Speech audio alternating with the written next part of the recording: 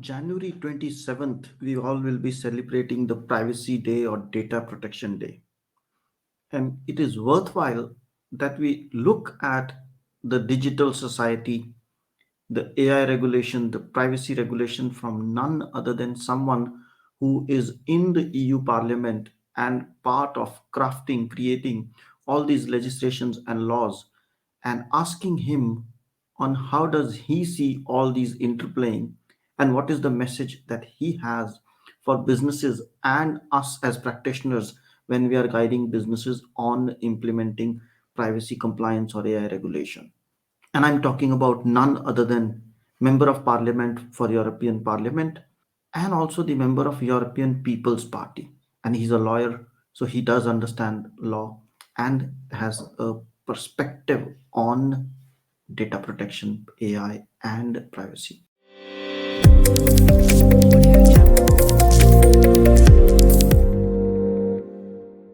Hello, and welcome to the Fit for Privacy podcast with Punit Bhatia. This is the podcast for those who care about their privacy. Here, your host, Punit Bhatia, has conversations with industry leaders about their perspectives, ideas, and opinions relating to privacy, data protection, and related matters.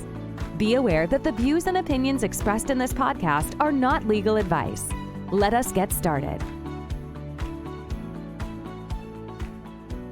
So here we are with Mr. Axel Voss. Welcome, Axel. Yeah, thank you. Thanks for the invitation and for the upcoming discussion. Thank you so much. I'm looking forward to it. And let's start with an icebreaker. How would you describe GDPR in one word? In one word, successful or over successful. That's wonderful to hear. It's very optimistic and I like it. So, could you describe it a bit? What do you mean when you say successful?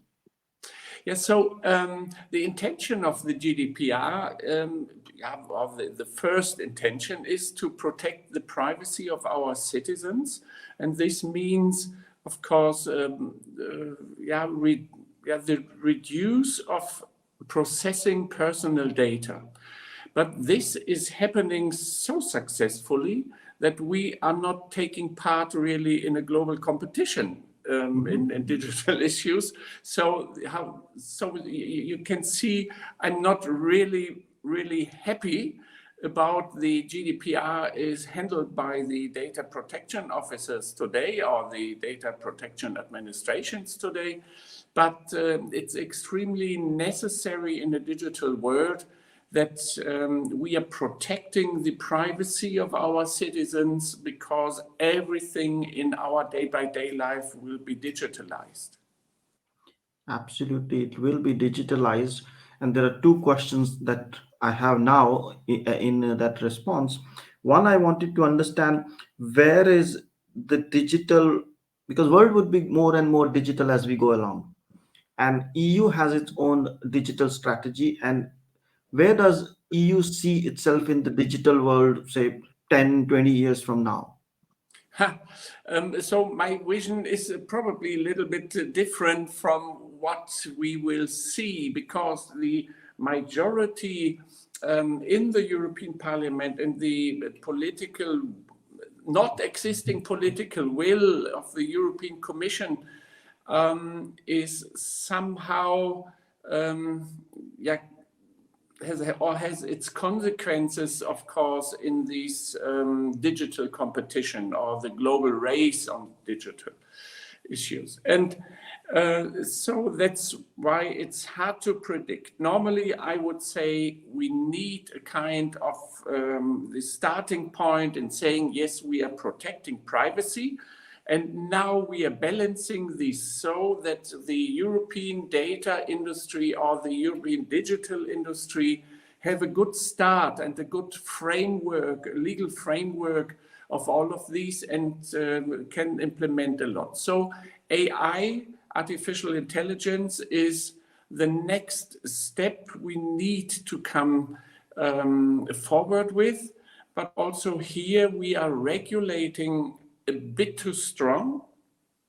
So it's not there already, but what we are discussing right now is not this openness I would like to see, that the European digital industry can really start. It's more and more a kind of an restriction. There is no motivation in all of these. We are not giving the framework what I would consider would be necessary. And that's why it's hard to predict where we might stand in a couple of years, still hoping that we are setting here the right points. But in reality, I can't see it right now.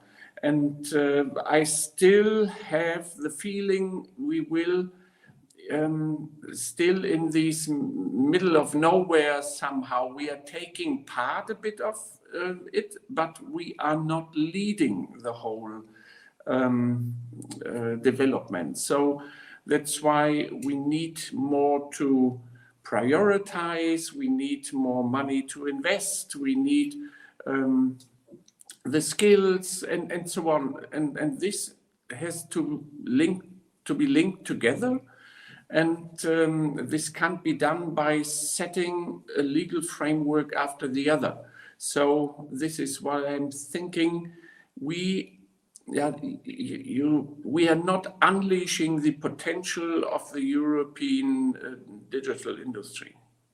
Yeah, I think there's a long way to go, and nobody knows which way the world will develop, because with the pandemic, the digital adoption has increased significantly. But when we look at the digital, and you mentioned you're not entirely happy, if I understood, with the AI regulation, and it's being a bit more restrictive. What do you mean by that? Yeah, so my colleagues from other political parties are seeing these more as a kind of a consumer protection law instead of regulating a product. And this has consequences in the content of the AI regulation. And this is then once again that we are fearing that we have too much regulation, too complicated issues, too restrictive content in this regulation. And that's why I think we might see some of the AI, let's say, industry in Europe will more train their algorithms somewhere else. And this is not the intention of our law. So that's why I think we can be more helpful and building a better frame of it. But the political majority is not there for this. So in a democracy, you can't have what you think it's necessary to have. It's making me not happy what we are doing right now there. So we can be better. And even the Council, the European Council, has already achieved a bit more than the Parliament. But also here, I would say it's not enough already. I don't know how you are seeing this from the outside part of Europe, but I still have the feeling we are not unleashing the potential of the European Union and its digital industry. We have some wonderful experts, but we are not allowing them to do what they can do. And here a legislator is all the time asked in balancing problems. So privacy is not the only fundamental right we have to protect, and it's not the only way forward. We have at least already a lot of privacy tech in place, but we are not using these as a balance for processing data and secure, protecting your citizens. Also in the health data level, we can do more. Also in protecting the privacy, but giving a lot of data to the industry for training. and testing and so on. And this is not what is happening right now. I see. I think I would more have the European perspective, because most of my colleagues and I'm also in Brussels being looking at things from EU perspective. But I find the AI regulation as good one because it has that framework, because it and essentially talks about the same principles: accountability, transparency, and if you apply them in right way and bundle them with the generic rules of data protection and create your own framework as a corporate, then you are complying with the data protection and AI regulation together, and that's the way. However, the challenge is where I see in EU, most colleagues are expecting a prescriptive approach, saying do this, and that a law should not provide. The GDPR does not provide. AI also should not provide. It should remain a guideline or principle-based approach, wherein accountability is on the side of the implementer, and the law provides means to check, means to ask for a few things, and means to punish or put penalties. It's like having speed cameras. Speed cameras are not there that we want to click a lot of photos. We want to put them because if someone is driving fast, we have the means to recognize them and reprimand them to do the right thing. Because typically the parliament would like none of the cameras to be used, but it has to. And same way the laws are there. So in my view, AI regulation compared to what I've seen in the Chinese or the US framework, it's a good one because it's based on the same human principles of accountability, transparency, explainability, and so on. However, it does make it complicated for binary engineers who are looking for real clear guidance algorithms, or even lawyers who need prescriptive. So we need more guidance on which to how to interpret in with different scenarios, different industries, different situations. That's my personal opinion. Yeah, yeah. So we are still working and thinking on a trustworthy AI element, Yes. what you just explained. But also, I think we need to provide data, and that we are able also in processing data from different categories. So if we still would like to have a result like non-biased AI, non-discriminatory, and gender balanced and so on, you will need a lot and massively personal data. And here we need to come forward, but so far the legal environment for this, like the GDPR, for instance, is not providing this data. And that's why I think if you need to come, and I have two cases in mind where we need to help. At first, if big companies have already data collected and they would like to use the data for a different purpose, you need a kind of an environment where you can do this, kind of with supervision and so on. And the second case are companies who are probably starting, so startups who do not have data enough for doing this, then we should provide the data for training their algorithms, for instance. And here we're coming to a political situation where we are not open enough for this. And so there is still some hope left that we might come forward with it.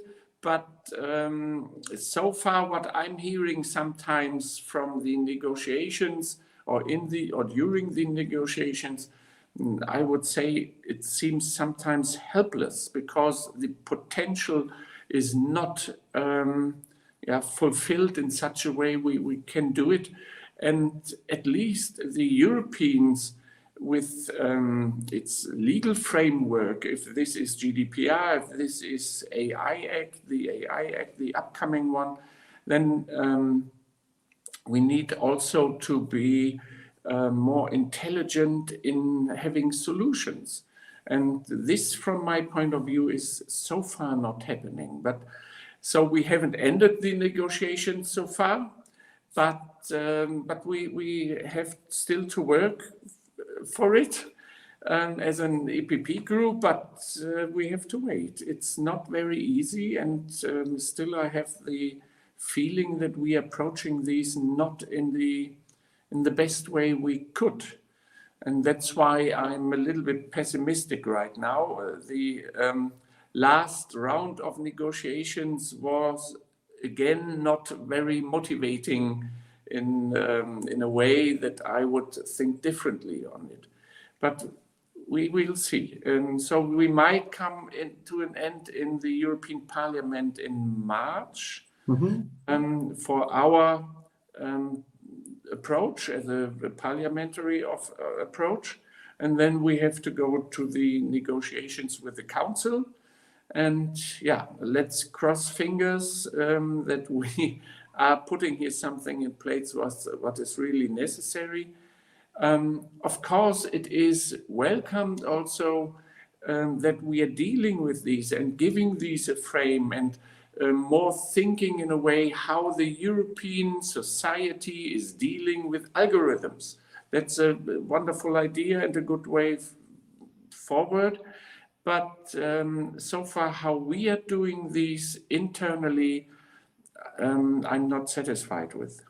And when we talk about AI, there's also an element or usage of data. AI is one part of it, but usage of personal data for clinical research, for example, for normal research, it may be AI driven or it may be non-AI driven, but that's also relevant. And I think in the GDPR, if we can create eventually some provisions, some rules that data can be reused by the same organization for research perspective, of course, as you mentioned, under supervision. Similarly, for clinical trials, if that data is allowed, I think it will improve a lot of things, because that clinical trials will also improve the society going forward. What's your view on that?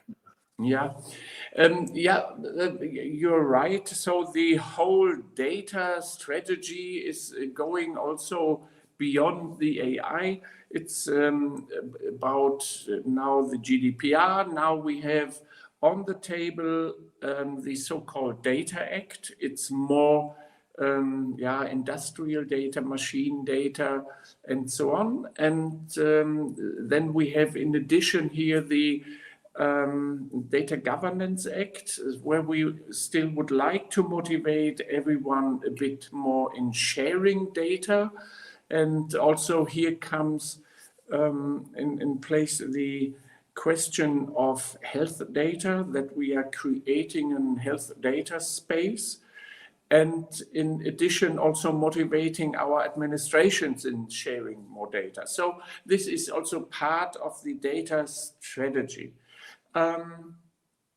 Here, regarding the health data, especially, we might face also a kind of a legal problem with the GDPR, but we have also the possibility in again balancing everything better than what we are doing right now. And we have a kind of the possibility in creating a way forward that we can collect also health data for better analysis of these big amount of data around. But once again, we need to balance. If we are not achieving this to balance the risks on every side enough, and if we are just having this ideological approach and saying, oh, we have to protect everything, then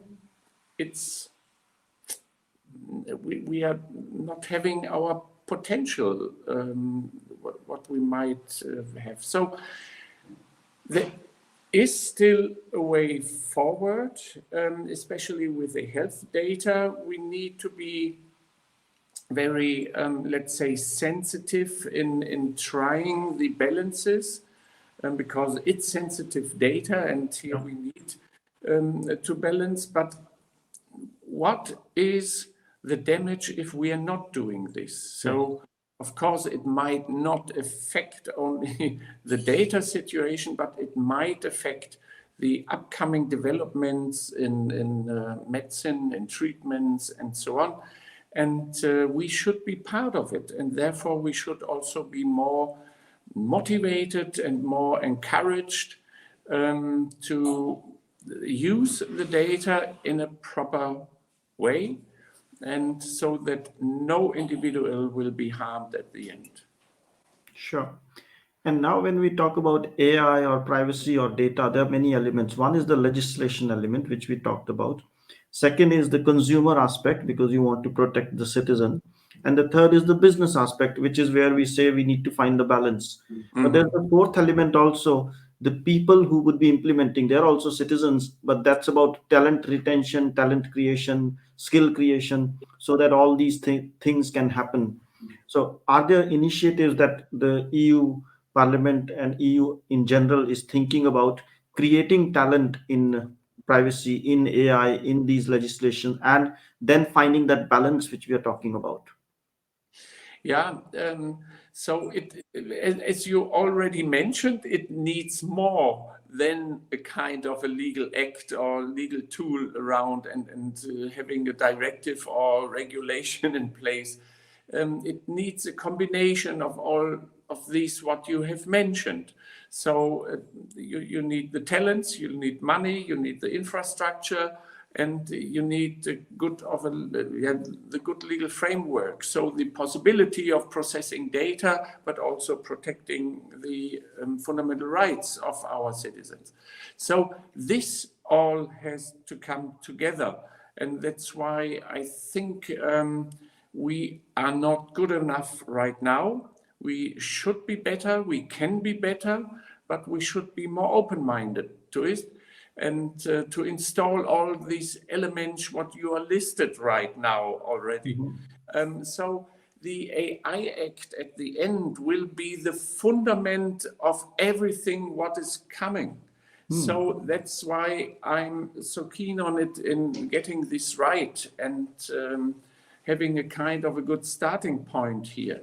So and if you're looking at disruptive step more forward to the metaverse, you will need data, you will need AI, you will need blockchain, and you will probably need an identity and so on. And here we should also prepare ourselves in this direction. But if you're looking to also analyzing data means today being better. So if this is security or this is your health. And that's why we have to understand that data processing is not something what is bad. No, it's today reality. In a data-driven world, you need to have all these in place. And with the technology of AI, all of a sudden you are able to pick these things out, what you need in developing your technique or your instruments in having a kind of a good business model. So that's why AI, the AI Act itself is so important, but without data, you are nothing. So that's why also data, of course, it's extremely important. And we have to bring this together. So both are pillars of the future world of digitalization. And that's why I'm so, underlining these a lot. And that's why I'm try to get this in a right balance, what I'm always repeating. We need this balance because it's not a kind of only looking on these on one side. No, we have everything in place, but we have to use it. Absolutely. I think we have a lot of legislation, but if we put it to good use, that'll help a lot. And in that context, recently you raised a question around the German data protection authorities not acting enough on the use of legitimate interest, and there not being a hierarchy between different purposes. Can you enlighten us something around that? Yeah. So at first, especially if you're looking to the German data protectioners, I have still the feeling they are approaching these more ideologically in saying, oh, we have to make sure that no data will be processed and that this might not be possible in 150%. And this is not the right approach on it.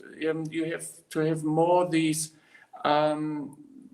kind of fundament in saying, oh, you would like to have a business model like this. Let's find out what is the best way forward if you need personal data in it. And this is not happening. So I'm asking here for a kind of a different mindset and a more service orientation of the digital data protection authorities. So this is how I'm seeing this. And then if we're coming to the European Board of Data Protection, we still do not have a full harmonized market throughout the European Union in using data. So the Irish Data Protection Authorization or Administration is interpreting this differently like the Germans. And the German one is more looking again and again how we can hinder business models in developing instead of saying, no, we have to enable these. So harmonization, full harmonization is not taking place. Therefore, the really responsibility should have the European Data Protection Board. They are trying, but they are then coming with guidelines who are not practical enough. It's too complicated what they are doing, not in all of these, but a lot of these. And this is also what I'm asking myself, what are they doing? Do they have not the same ambition like we should all have in enabling business models instead of hindering? So there could be also a bit more open and having a kind of a different approach and a different mindset on it. Then, of course, the legislator himself, they can also think differently on the GDPR instead. We know there are existing problems. We never have discussed blockchain. We never have discussed artificial intelligence and so on. We have a lot of problems in adapting new technology. And why we are not correcting these in the GDPR directly instead of having again and again and a new legal tool. It would be better to have one tool in place, what is coherent and consistent. And so now with every new tool, we are creating a bit of more legal uncertainties. And it's not legal secure enough at the end. So, and then of course, but this is already very much asking if we are looking to some principles of the GDPR, like data minimization, like deleting of data or processing data only for one purpose, this is not what is needed for the future.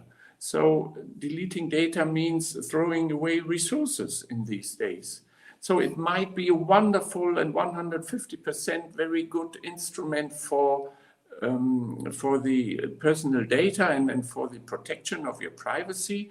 But if we can still install some elements in saying, oh, you might use these also for different purposes, but you have to secure that the privacy of our citizens are not harmed, then this would be already enough. So we fulfilling the idea of privacy and we fulfilling the idea of businesses. So that's why I think we can be better.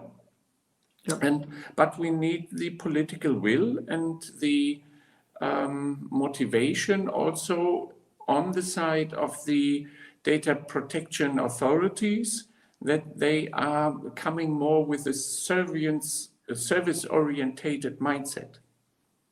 That's good to know. Service-oriented mindset would help certainly, because sometimes people are scared of going to a data protection authority. But as this episode gets published on the Data Protection Day, I'd like to ask you to share two messages. One for the businesses who are in the EU and or maybe outside EU and aiming to implement privacy, AI, and all these legislations. And then second, but let's first do the business one. Yeah. If I'm a business owner or anyone is a business owner, what would you tell them? How I know it's challenging for them, so I like to have an assuring message. Yeah. So, of course, I would like to tell them in saying, please go ahead with your idea. If you're not doing this, Allah will do. So that's why you need to concentrate on it, make it as possible, as secure as possible already from the starting point. And so it's privacy by design. So that we are that you are coming forward and not delaying the whole process with the consent of a data protection authority. So you need to concentrate on your product, and you have to have in mind as secure as possible, as privacy protected as possible, and then you will be on the right side. That's a wonderful message. And if I'm someone who's implementing it, meaning a professional practitioner in data protection, in AI, what would be your message on the Data Protection Day for them? It's more than less the same, and enable it that you can get out of your idea of the possibility of what you would like to achieve the best outcome. And herefore, once again, you need to have this service-orientated mindset. And also this is how I'm seeing the legislator. We are not there in trying to reduce your potential somewhere. We should be there in saying, oh, if you would like to do this, then this is a frame for it. And please make sure that you are not overstepping the rights of others and so on. But it's all a question at the end of mind setting and the using the potential what is already there. And here yes, it's complicated to do it this way, but it's more successful at the end. So that's why I think we need a bit more anarchy in the legislative level and need more courage in balancing the possibilities. So this is not only one solution there. That's a wonderful message. So if you are a business, go ahead with your idea while respecting the law. And if you are an enabler, if you are a practitioner, enable them through a service-oriented mindset. So don't have a mindset of control. I have to implement the GDPR. I have to enable the product. And in that sense, I have to implement GDPR. That's a wonderful message. Mm-hmm. And being conscious of your time and busy agenda, I would say, thank you so much, Axel. It was so wonderful to have you and learn from your wisdom and knowledge. Yeah. Thank you, Punit. All the best. Thanks for listening.